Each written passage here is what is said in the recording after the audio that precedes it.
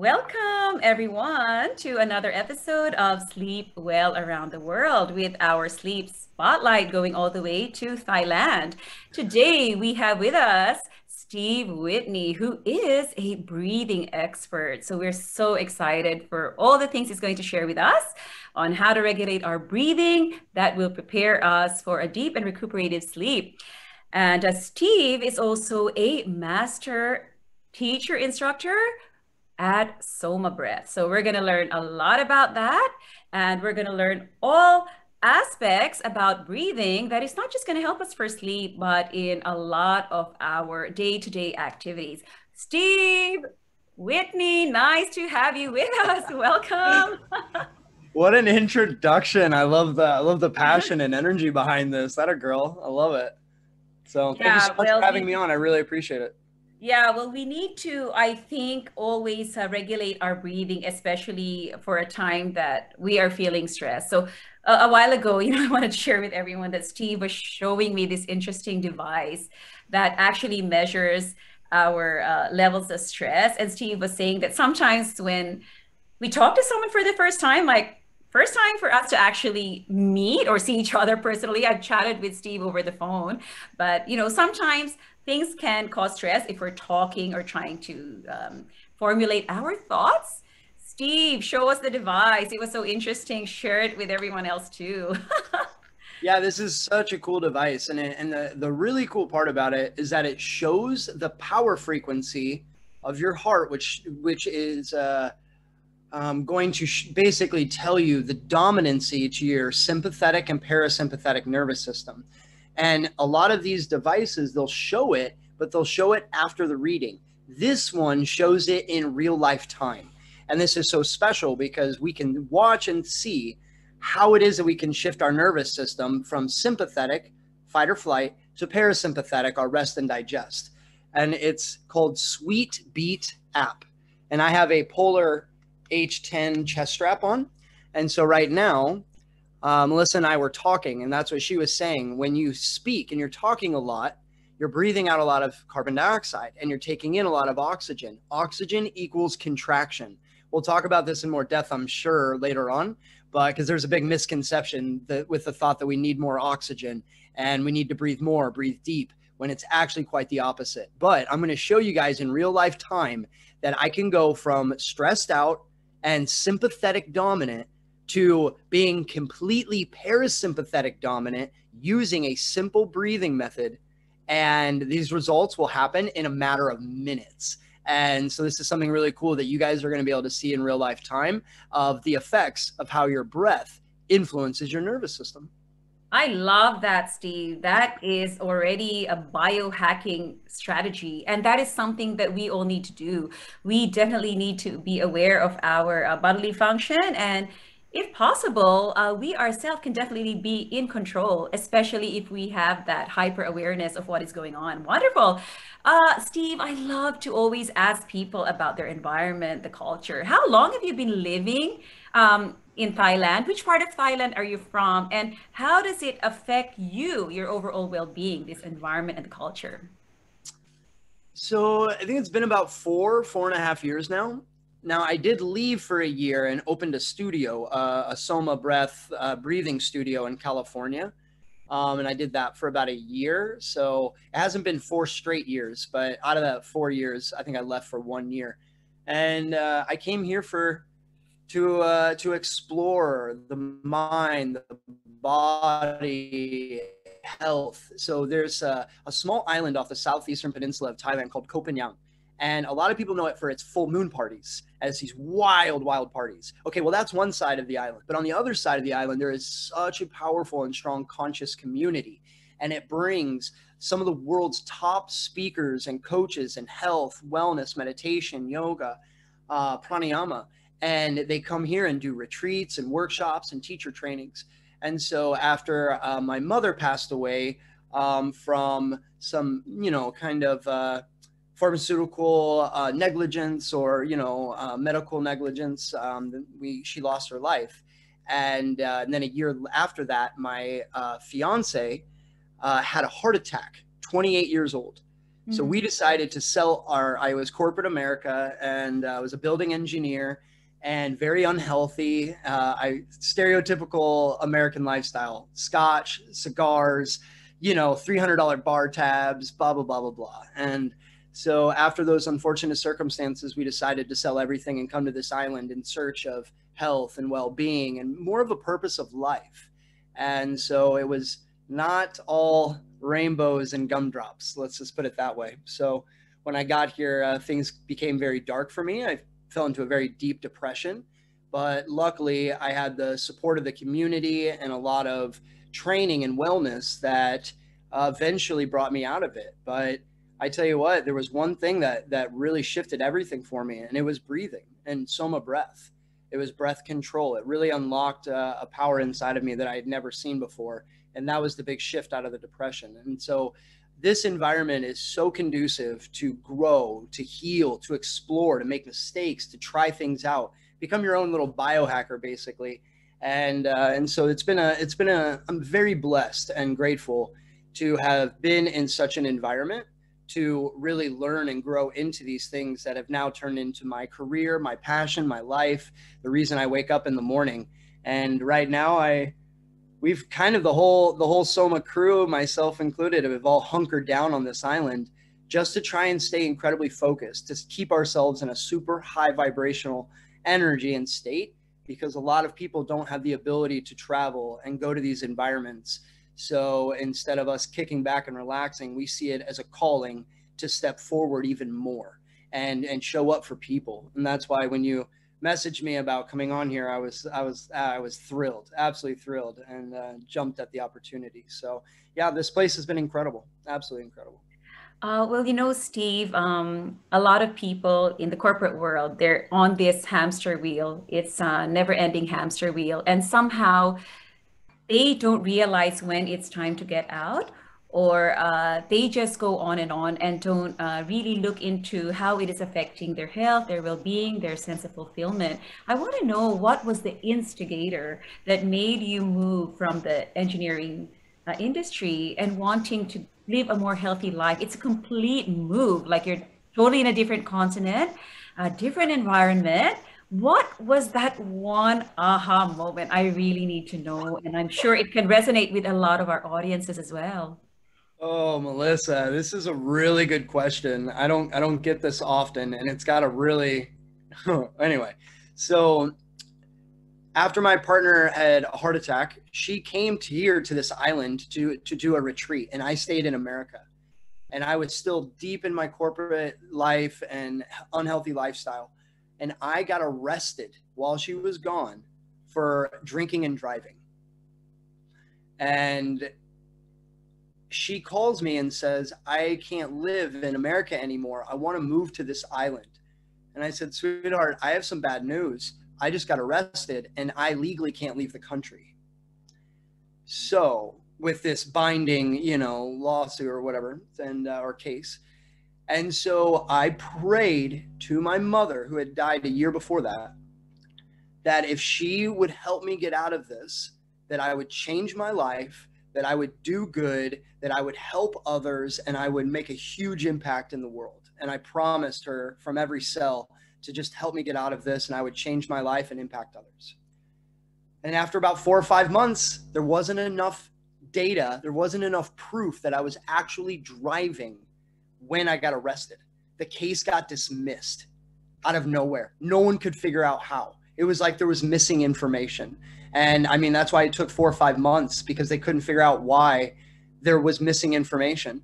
And sure enough, that was the end piece. I was on a plane 2 weeks after I had already sold everything, just purely in trust. It's kind of like the power of manifestation. You have to let go of your vision. You have to let go of, your intention, because the more we hold on to it, it has a lingering lack or a disbelief that it can happen. And so I started selling all of my things, even with a pending law or court case. And sure enough, it got dismissed. I was on a plane 2 weeks later, landed in Thailand, and that's what began everything. That was the big shifting turning moment, me getting arrested and making that contract with myself and the spirit of my mother. Well, if anyone needed evidence that faith can move mountains, Your experience is a testament to that. And of course, I wanted to also say sorry about the medical negligence that led to your mother's passing. And I've had friends and family who, as a consequence of that, have also suffered. So sorry to hear about that.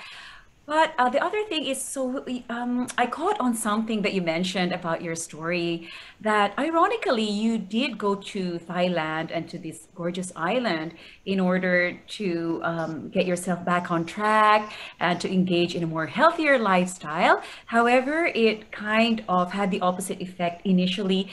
Can you tell us why, what happened, and how you were able to overcome that challenge? Melissa, you're really good with questions. I love this. So it took me a long time to figure this out. It didn't make sense because I had quit drinking. I had gotten healthy in America, going through this court case. I was in the best shape of my life. I was like a high schooler again. And I was incredibly happy, very, very happy. And when I came here, that's when I became deeply depressed. So it didn't add up. It didn't make sense. And it took me months and months to figure it out. So the depression lasts about 6 or 7 months, and it got worse. So I was doing yoga teacher trainings, 30-day intensive, meditation, detox, nutrition, energy work. I mean, I spent tens of thousands of dollars on trainings, and it was getting worse. And I had given up. I thought that it was a joke. I thought, you guys have the wool pulled over your eyes. None of this stuff works, but you're convinced that it does. You're hypnotized. So I had turned into a very dark, and I was actually had become, I was having suicidal thoughts. I was having glimpses of, yeah. So it became very, very dark. And what I later found out through some reflection was that I had lost my identity. So when I quit my job as a building engineer and moved to Thailand, that was my identity. I ran my company. I started it. I built it to be very successful, and I had it for 7 years. And that was me, Stephen Whitney, Whitney Solutions, building engineer, property manager. And so it was my identity. And when I got here, I was surrounded by yogis. Everyone was wearing white, and they're eye gazing and 5-10 minute hugs and you know, all these things and chanting to the moon. And I thought, what in the world? It was such a culture shock for me. But because I lost my identity and I didn't have much guidance on what to do. So what did I do? I became a product of my external environment. I convinced myself that I needed to be this yogi man. And I thought that that's what my partner wanted. And because of this loss of identity, I was lost, completely lost, and unattached from my truth, my purpose, my essence as a human. And so even as a soul. And I think that's really what brought me into the depression. And it was, and on the other thing about it too, to be completely honest, is I think it was part of my path. So I had to go through that experience so that I could show up in authenticity for others, rather than me reading from a book how to deal with depression and how to deal with suicide and these types of things. I was, well, from a higher power, a higher spirit, you know, my higher self, it put me through that so I could speak that truth from experience rather than theory. And so I think it was just part of my journey. So I think it's a combination of the two, the loss of identity and the fact that it was part of my path. I had to go through that. It was I had to prove that I was worthy of moving forward in my life, you know? And so, yeah, that was a pretty interesting thing. And to be honest with you, I was at the peak of my depression, and I accidentally ended up at a breathwork session with the founder of SOMA Breath. And I didn't want to be there. My friends made me stay, and I was very grumpy and upset. And what we did is we did a very powerful breathwork session, and my whole life changed in that one instance. I knew that I had found my purpose. I had found my calling. I had found passion, and I followed him around for a week, begging him to teach me everything he knew, because I'd never experienced anything like that. I saw a light, a glimmer, a flame inside that I had never seen before. And about a week later, I finally talked him into it. And that was the very first SOMA breath instructor teacher training. And so I was actually the first SOMA instructor. And we just cleared 1,200 instructors last month. And so it's a really, really cool thing to see, the evolution of that. But yeah, SOMA breath saved my life. Breath control saved my life. Otherwise, I don't think I'd be here right now. Steve, that is so powerful and relatable, especially when you talked about the part that you thought that your career and your corporate job in America was defining you. And that's so true because a lot of us feel that it's not within ourselves. Our sense of fulfillment and joy and passions is intrinsically linked to our relationships, our career, and our lifestyle choices. And that makes us really understand that it's not always easy to transition from one passion to another one. It takes time. So it helps a lot of us to cut ourselves some slack too, and not feel that, hey, if I want to change something drastically in my life or in my environment, it doesn't have to mean that on day one, I'm already, woo, I found my new passion. This is amazing.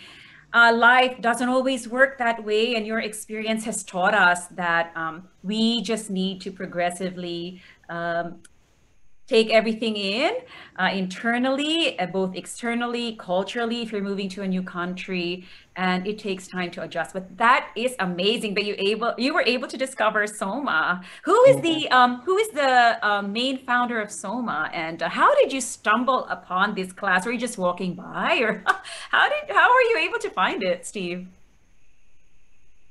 I'm so sorry. I have one more thing I have to say about the previous Go conversation. ahead. That Just story popped in. It is just popped in. absolutely So amazing. Go ahead. no one ever asked me, and I really love what you said, and that's what triggered this. But no one ever asked me, what do I truly want? What would actually make me happy?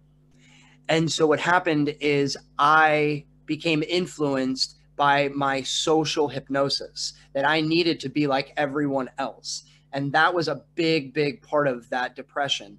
So anyone listening to this, when you start to make changes in your life, go towards your passions, explore health and wellness, or whatever it is, don't do it because you see somebody on Instagram with 1 million followers and you think that that person's happy. Because I assure you, you only see their good side.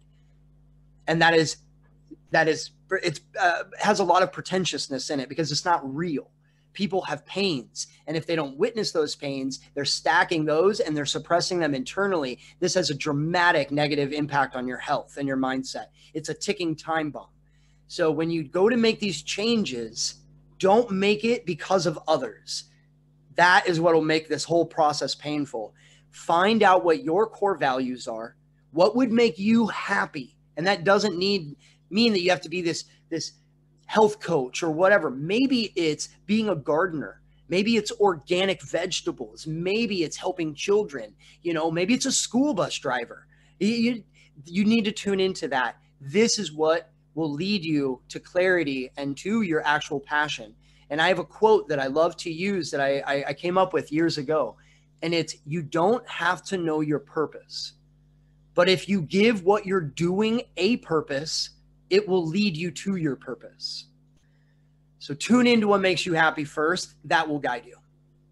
I totally love that. And it's true that we cannot let anyone, especially society, dictate our roadmap to happiness. We're the only one who can carve our own pathway to what will actually make us truly, truly happy. And it doesn't always come instantaneously. With your situation, you taught us that it actually takes time. And I love that because a lot of anxiety-inducing depression, stress, unhappiness is because people are so consumed with what they see in social media and they base their life on it, not within themselves. They don't look internally, they look externally for happiness. And that is completely the wrong way of doing it. So that's amazing that you were able to find SOMA. What was it about breathing techniques and SOMA that made you realize this is for me? Well, from its core, there was no thought. It was feeling. It was intuition. It was heart. So remember that the mind is full of judgments, resentments, opinions, desires. The mind is tainted. The body is pure. Your feelings and emotions are pure. So when you create simulations in your mind of scenarios of what might make you happy, the life you want to live, the relationship you want to have, the mind can get involved and muddy or cloudy that clarity. But when you create an idea or a thought, and then you pay attention to how the body reacts, the feelings that are generated, that is waking up your intuition. And it's also much more clear. It's not tainted. The body is pure. And this is my take on this. And so there was no thought. It was a pure feeling of passion, of fire, of potential. And that's what I led with 100%. But what later came to surface was that SOMA, and this is really what drove me. One, it wasn't aggressive. I'd done rebirthing, holotropic, these insane breathwork sessions that are hours long in forms of heavy hyperventilation, and I hated it. I despised breathwork. Breathwork was actually my least favorite modality in health and wellness. I would rather water fast or dry fast for a week than I would want to do a breathwork session. Seriously.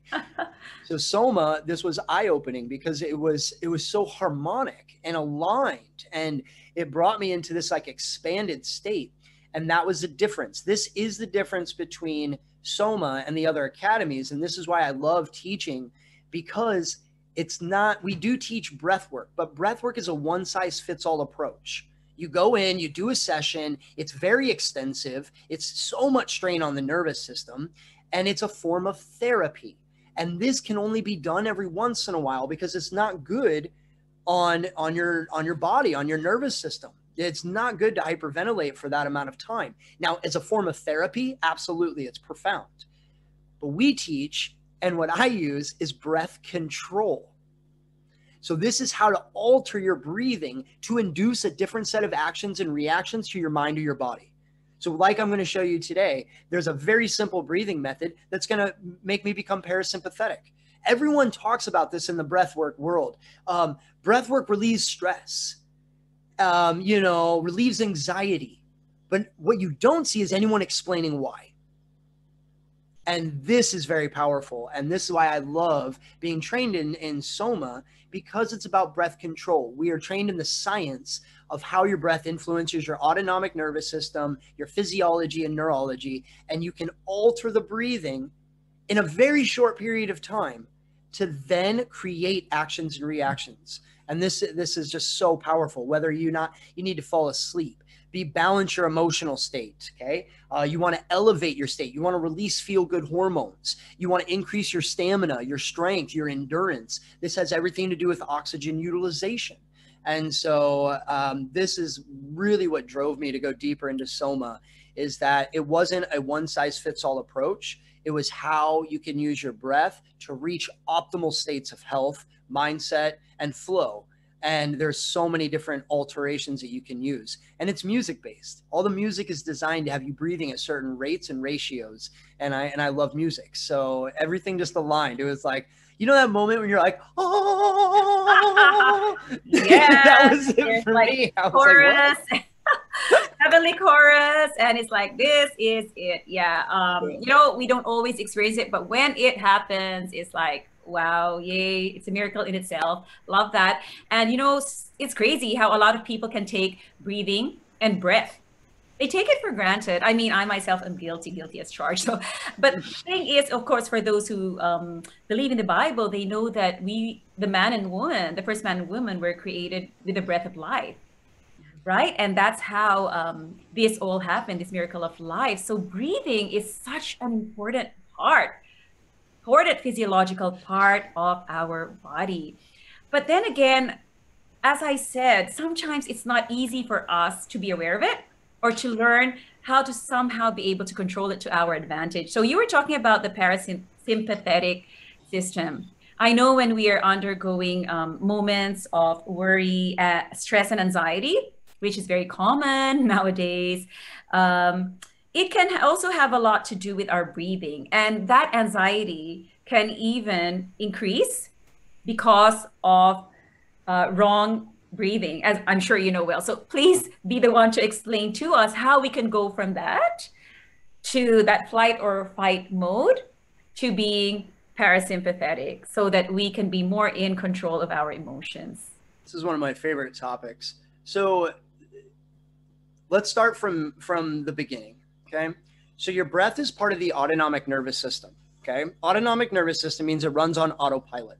This is going to be your heart rate, your respiration, body temperature, digestive system, your master glands. These are all parts of the body that we don't have to think about. They run on autopilot. Okay. So your breath is part of the autonomic nervous system. Now, if left on auto, if left to run on autopilot, your breath will become subservient to your external environment. It'll become a product of your external environment. So here's the thing. Hundreds of years ago, when we were living in jungles, we needed that very, very much, because when there was a lion, a tiger, or a bear, we needed to go into sympathetic fight or flight to survive. Okay. And when that thing happens, that lion or tiger, what happens is our ventilation increases, our breathing. We start to produce more energy. We shut off blood flow and supply to our digestive system and other organs, because the body says, we don't need to digest food right now. We need more energy to our extremities, our arms and our legs, so that we can fight, we can run, we can, get away. And so this is a beautiful mechanism of the human physiology. Okay. It literally, in a split second, you release adrenaline and increase your energy production by increasing your ventilation. Okay. So it's beautiful in the right circumstances. But now let's fast forward, okay, to today's day and age. We are not living in the jungles anymore. We're living in concrete jungles. And the lions, tigers, and bears are our deadlines, our bosses, our calendars, our toxic relationships, the uncertainty in our purpose and meaning, social hypnosis. All of these things are going to then influence your breathing. And here's the cool thing is that our nervous system is going to react the same way if there was a bear standing in front of us or the thought of a bear standing in front of us. So again, if our breath is left on autopilot, it will become subservient to the external environment. What is our external environment? High levels of stress. We're basically swimming in a sea of stress hormones with social media, conditionings, programs, and basically the 21st century and in our societies. So this is why people are dealing with so much stress, anxiety, and depression nowadays, and they're having these illnesses. Everything comes down to oxygen utilization. So when you are stressed, or your environment is creating a stress response, and your breathing increases, what's happening is you're actually breathing out more carbon dioxide. Carbon dioxide is the magical molecule. It's not oxygen. Again, like I was saying earlier, we think we need to breathe more. There's a massive misconception on this. Oxygen equals contraction. When you inhale, your heart rate goes up, sympathetic nervous system gets slightly activated, blood pressure rises, and you contract. Oxygen equals contraction. Now, on your exhalation, and you breathe out carbon dioxide, this is a vasodilator. So it's going to dilate blood vessels, increase blood flow, dilate capillaries, and actually be able to transfer more oxygen around the body. Now, here's the mind-boggling thing. So if we're in this stressed environment and we're breathing fast or shallow, we're breathing out all the CO2. So when you breathe in oxygen, it binds to a red blood cell. I'm going to simplify this for you guys, but if it binds to a red blood cell, it goes into circulation. And that is where we get the opportunity to then move oxygen around the body. Now, in the red blood cell, there is hemoglobin. Hemoglobin is the glue that holds the oxygen to the red blood cell. If you do not have proper CO2 levels in your bloodstream, then the oxygen will not get removed from the red blood cell. That is the secret. That's why breath control and intermittent hypoxic training, which is brief periods of holding all of the air out of your lungs. Then what happens is you lower oxygen levels briefly, you build up CO2, and boom, that's the removal of oxygen from the red blood cell so it can go into our other tissue cells, our muscles, organs, brain. So basically what's happening is, due to our external environment and the fact that we're letting our breath run on autopilot, our ventilation is increasing. We're breathing out all the CO2. We're flooding ourselves with oxygen, but never giving it to the muscles or tissue cells. So now our entire body's in a state of contraction. And what happens when you have your foot on the gas and the brake pedal at the same time? The car's going to break down. It's going to be a horrible ride. And eventually the wear and tear, the car will break down. Now we're talking about getting into autoimmune disease, chronic pains, fatigue, depressions, illnesses, disease, because the body cannot thrive if it's in a constant state of contraction. And eventually it will break down and shut down. And this is why it's so important to shed light on breath control and how you use your breath, because now you become the driver. So in a stressful environment, you've built up a resilience to stress. You've built up a resilience to stress response. You know how to shift, or maybe you're feeling lethargic and you need a burst of yes, then you can use a breathing method for that. Okay, balancing the two hemispheres of your brain for logic, reasoning, and creativity and imagination. That can be achieved. So all of this is how it is that we can reach our optimal state, but we can't let our breath run on autopilot. Otherwise, we're subjective to negative reactions in our mind and our body. Well, Steve, there's a rich array of information that you just shared with us. And I love how you were able to contrast that sometimes we have real threats happening in our life, and sometimes we have perceived threats that are not real, but something that we bring upon ourselves because of the way our thoughts run. And then we bring onto ourselves unnecessary stress. And thank you too for sharing with us, but simplifying a lot of medical and scientific concepts, so we're able to understand the function of a breathing, how it helps us, and how it is actually possible to be in the driver's seat. I don't know how many percent of the world, I can say majority, are not in control. So your wonderful illustration about sometimes pressing the brakes and pressing the accelerator at the same time. You know, when you said that, I felt it. I actually felt that moment when you're trying to control your breathing and it's just all in disarray. And that makes your body even more tense. And then the stress that you're feeling has actually increased as a result of your lack of control in breathing. So it just emphasizes how bad it is that we are doing. So tell us, we need to get back on track with breathing. Well, so this is the interesting thing you said just previously about the thoughts and how that's creating the stress and the anxieties and the worries. So a lot of times we're focusing on our mental well-being, okay?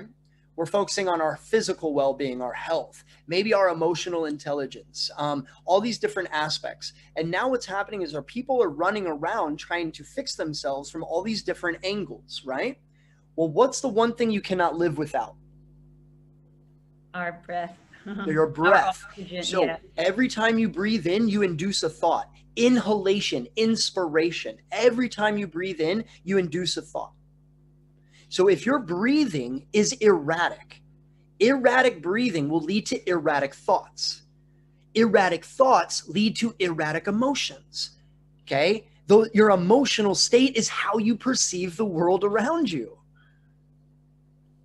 So if you're trying to focus on mindset, emotion, physical well-being, you're missing where it all generates from. Your breath. So instead of going and focusing on mindset, focusing on physical well-being, all these other things, come back to the thing that keeps you alive, that induces the actions and reactions of all of those parts.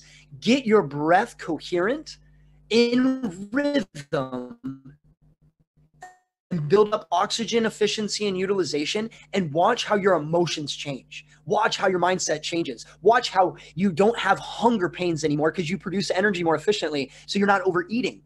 And your endurance is just changing in the gym or things like that. So this is what I see a lot of people are, they get stressed out trying to figure out how to change their thoughts or their mindset. Well, you don't need to change that. Change your breathing will change how it is that you think, how it is that you deal with your emotions. It's really, really interesting. So if you guys, anyone that's listening in, like if you feel lost on where to go, where to begin, this is what I did not get when I started my journey. And this is something I'm adamant about sharing with other people, is simply start with your breathing. Then you can move into more fitness, more nutrition, different mindsets, emotional release methods, things like that. But get yourself coherent and aligned first, because all of your body works off of rhythms.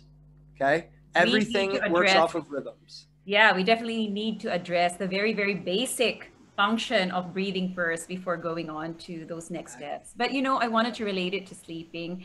Sometimes no one is perfect, so we go through our distressful situations in life.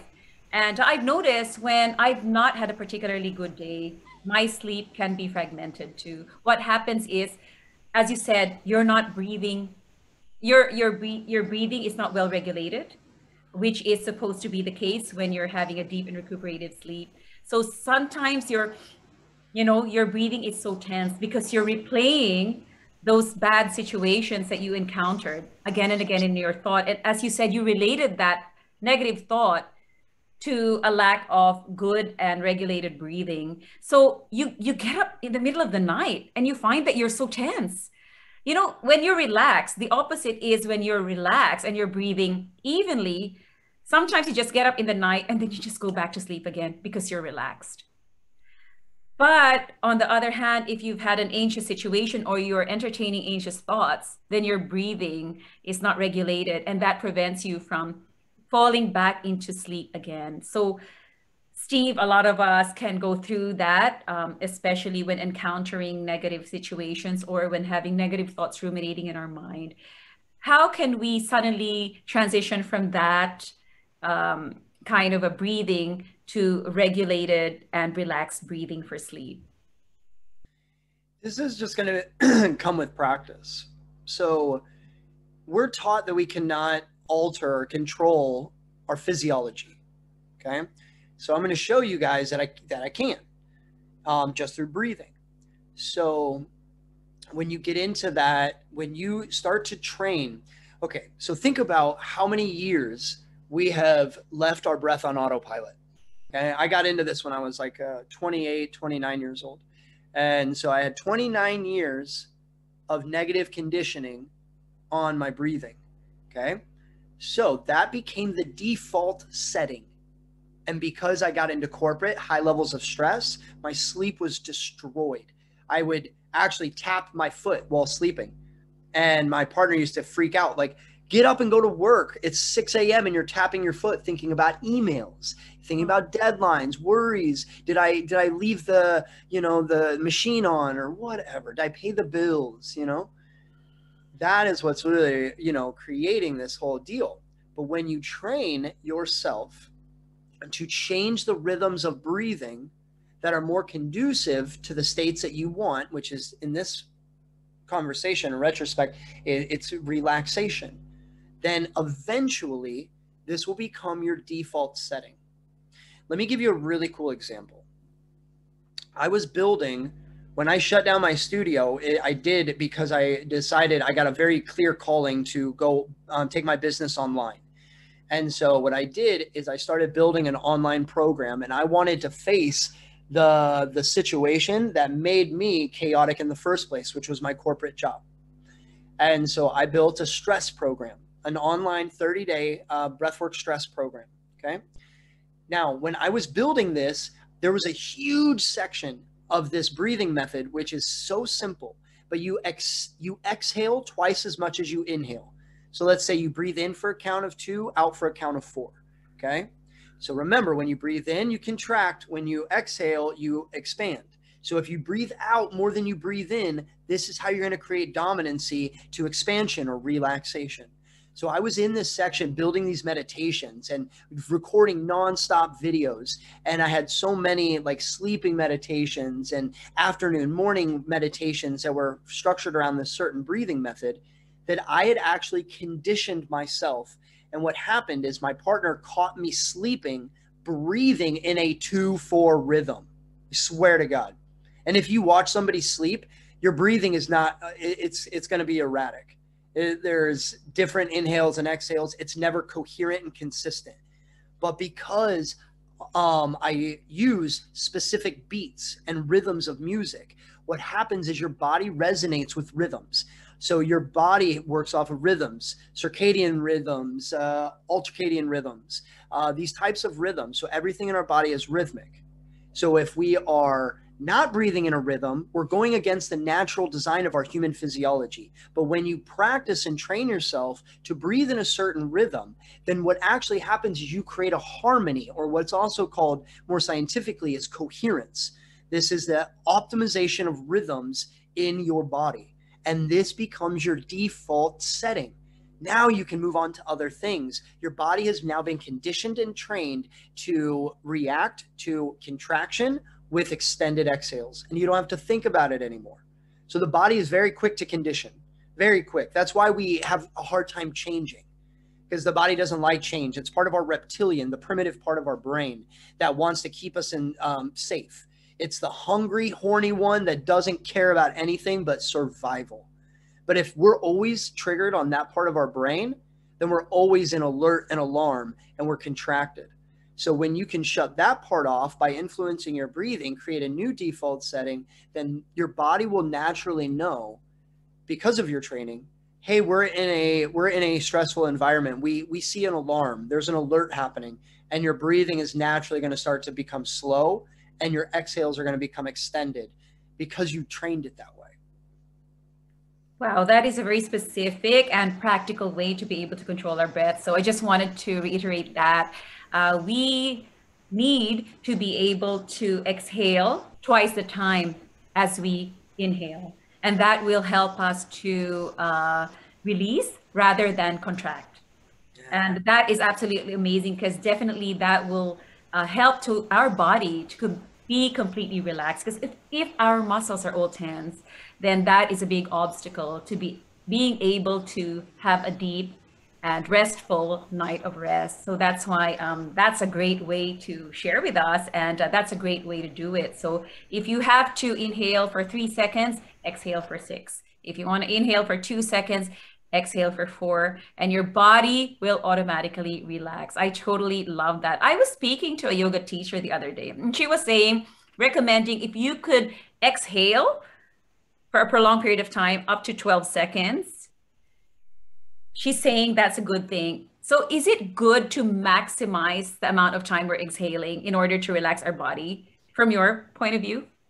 Yes, absolutely. This is a wonderful point. I'm really glad that she says this. So I have a video you can check on my Instagram or YouTube, or Instagram or Facebook, where I actually show you that by breathing bubbles into your chocolate milk will actually lower your heart rate, blood pressure, and become parasympathetic.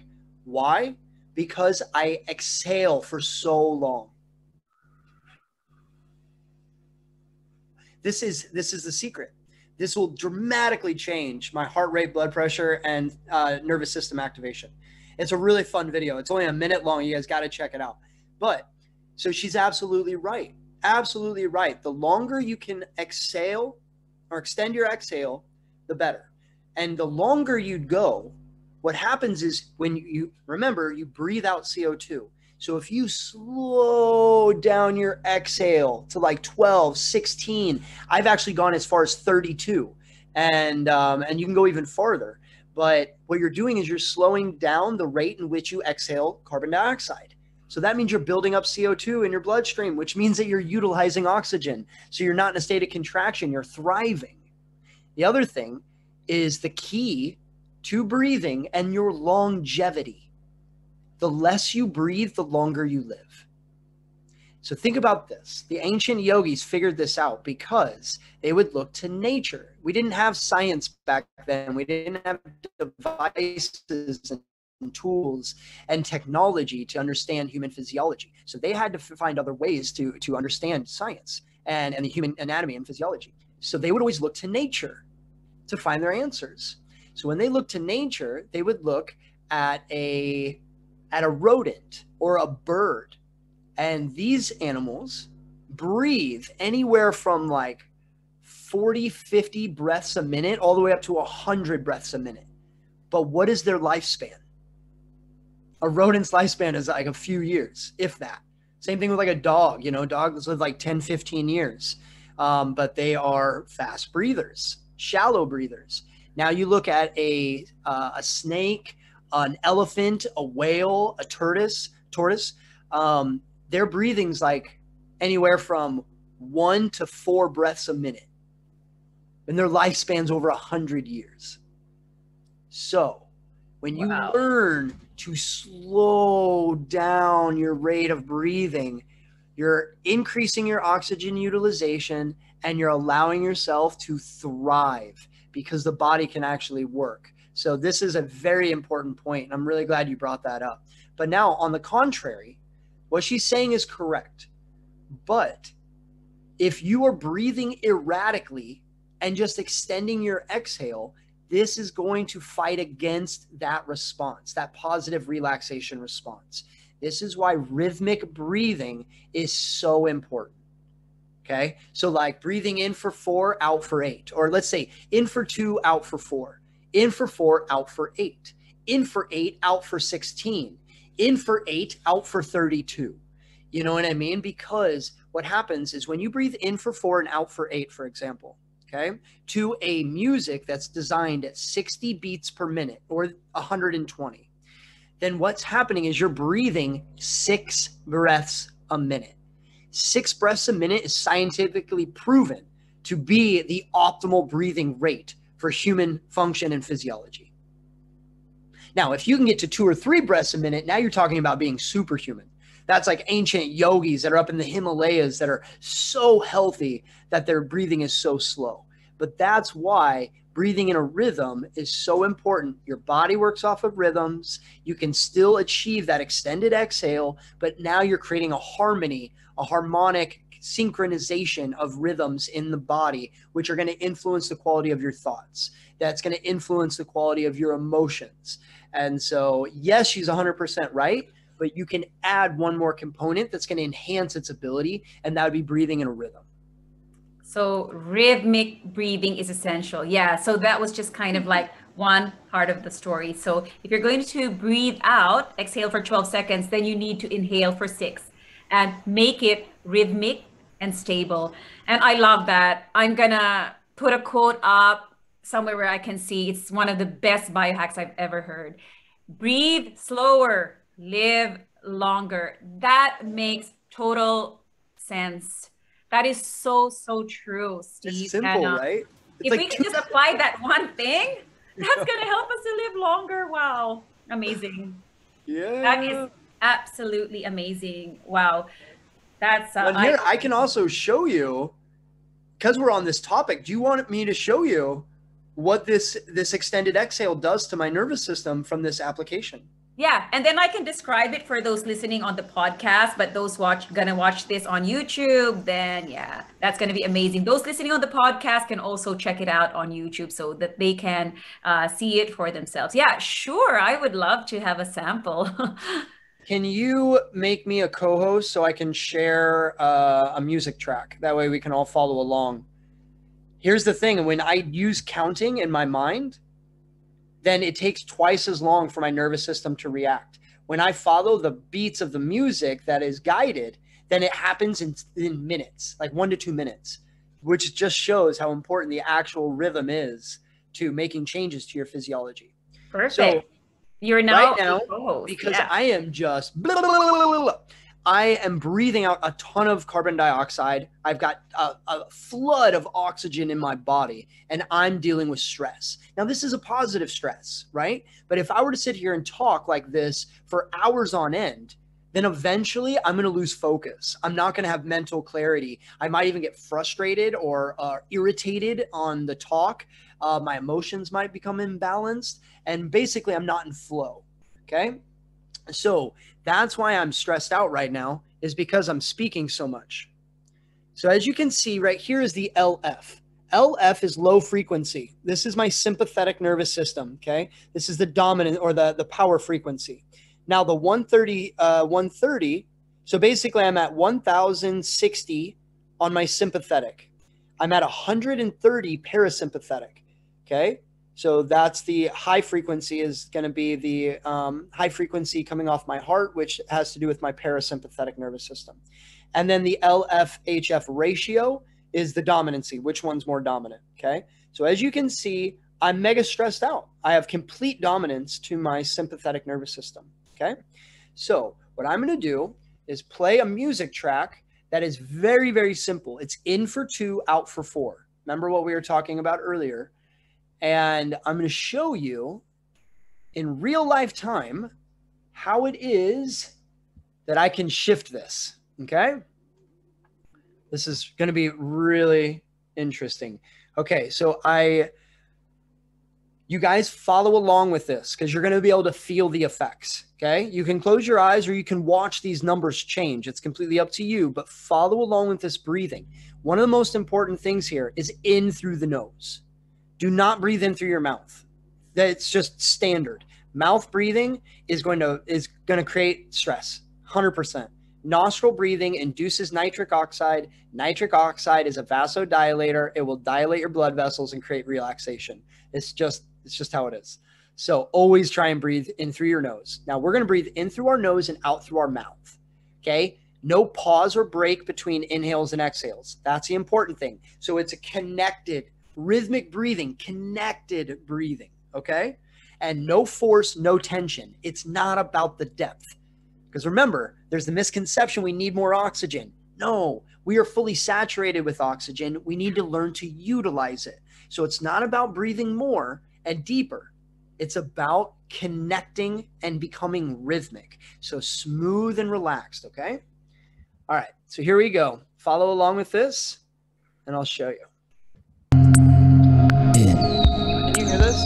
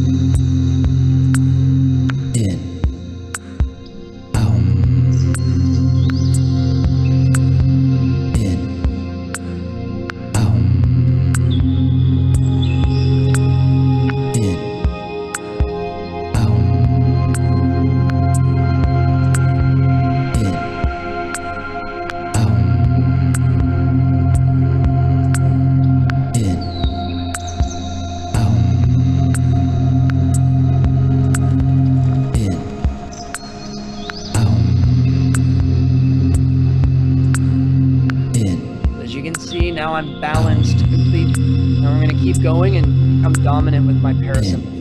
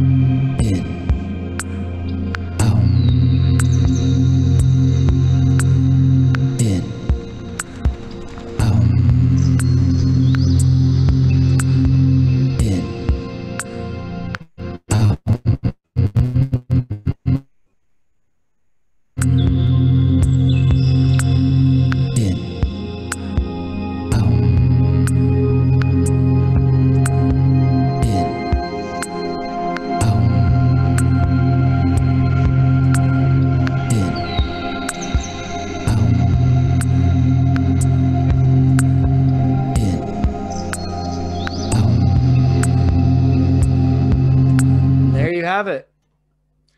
Wow. Now you can see I'm at a 0.5 ratio. Yeah, that Which stress means monitor was out of control. It keeps going down, down, down, down, down as you keep controlling your breathing and it's breathing out. that simple.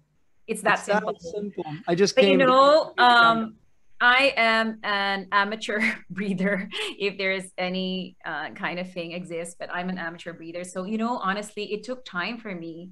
It took several you know, repetitive times of breathing in order for me to follow that good breathing. And that gives me an indication that, wow, I need to apply more conscious breathing. And I'm sure a lot of people, I'm sure those who are good at breathing may have already fallen asleep. So those who are asleep, wake up.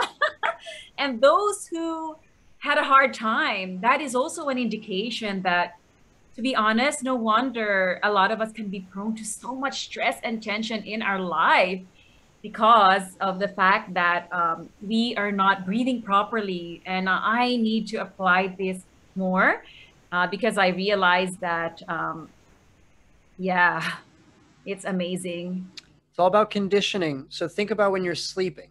So you had a resistance to that breathing rhythm. I did too when I first started this. Trust me, it's completely normal. I But was resisting 70% of the time. It was only toward the last part of it that I was able to catch up and breathe rhythmically with the music. Wow, that is an indication that I need to do more. And I'm sure a lot of those out there who are trying to go along with it, that gives you a sense of how much you need to improve your breathing.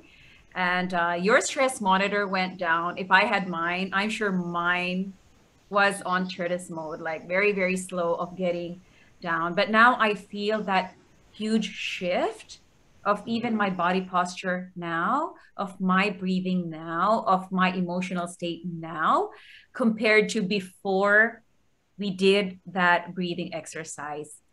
Steve, it's life changing, and we need to improve our breathing, and we need to visit you. When the travel opens up more, you're going to get an influx of visitors, Steve. First, have to let us know how we can find you on Instagram, YouTube, and other social media. Can you tell us all about it and how we can find you, please? absolutely. So all of my platforms or channels are Breathe with Steve. So breathewithsteve.com, Breathe with Steve Instagram, Breathe with Steve YouTube. But I am actually probably most active on Facebook, to tell you the truth. And that is Stephen Whitney. And you'll see it. It's breath coach, blah, blah, blah, blah. And so Stephen Whitney for my Facebook. That's where I really pump out a lot of talks and videos of emotional turbulence and a lot of cool things that I've learned over the years. And I combine it with breathing tips and tools to help you guys achieve greatness because you have all the potential inside of you. It's just waking it up. Trust me, you don't need to call things from your external internally. All you have to do is wake up what already exists inside of you. And I assure you, you have everything you need. If you have your breath, you have everything you need. That is the beginning that will unlock all of the other parts that maybe you've been searching for. And yeah, remember, breathe smarter, not harder. Thank you so, so much. So if we need to breathe better, live longer, we need to contact Steve. So that's Steve with a letter V for victory, victory over our breath. Remember? So breathe You're awesome. with Steve. And on Facebook, it's Stephen with a V, Stephen Whitney on Facebook. We need to find you. We need to definitely breathe better. Take control of our anxiety. And of course, I always love to end the interview with the 3 top things that we learned that can help us sleep better. And of course, in all honesty, a lot of us are losing sleep because sometimes it's not easy to find our passion or our sense of joy. As Steve mentioned it with his great quote, can you please share with us again about the purpose? Our purpose, about the purpose, about finding our purpose. So you don't need to know your purpose, but if you give what you're doing a purpose, it will lead you to your purpose. So there you go. We need to lead ourselves to our purpose. Don't give yourself so much pressure that you're not yet finding that purpose. It can take time. So allow yourself to enjoy the journey of finding your purpose too. Secondly, we need to learn how to breathe properly in order to have good sleep. Otherwise, we're going to have disrupted and fragmented sleep. We're not going to have a deep and quality sleep that will help us, of course, to live better as well and to be more alert and productive in our day. And thirdly, we need to remember Steve's tips, which is inhale, and whatever the amount of inhaling, we have to exhale double that amount. So if you're inhaling for 2 seconds, you need to exhale for 4 seconds. And we need to review that exercise with that absolutely beautiful, soothing music that you shared with us, Steve. Thank I you. have a note. I have one on my YouTube channel. I'm grabbing the link right now. This is a 1 hour sleeping breathwork meditation. It's about 30 minutes of breathing, and then the rest is ambient sounds. And my clients that deal with negative sleep absolutely adore this meditation. And it can take a couple of days for your breathing to adjust to the rhythm. So don't worry if you're challenged a little bit for a day or two. Once you get a few days in, it's going to put you to sleep so fast. And do not try and stay awake till the end. But you can go to my YouTube channel, and it's breathwork meditation for deep sleep and relaxation. And I'm happy to share that link as well for your listeners. And this is just an amazing gift from me to you that you guys can use and start getting a better sleep. All right. I will also link that in our episode description so that they can find you and use that already to have a better sleep. That is absolutely amazing. If breathing better makes you smile wider, then that is proof already it's working. Thank you for that wonderful exercise that you shared with us, the wonderful explanation. Your beautiful story is so inspiring to us too, and very, very relatable. And thank you so much for inspiring and helping us breathe better today, Steve. And definitely we need to be in touch with you, of course, to breathe better, live longer. So thank you for today. Thank you for all the wonderful sharing. And definitely a lot of us will want to be in touch. Thank you so much, Steve. Thank you, Melissa. I really appreciate it. Thank you so much. See you next time.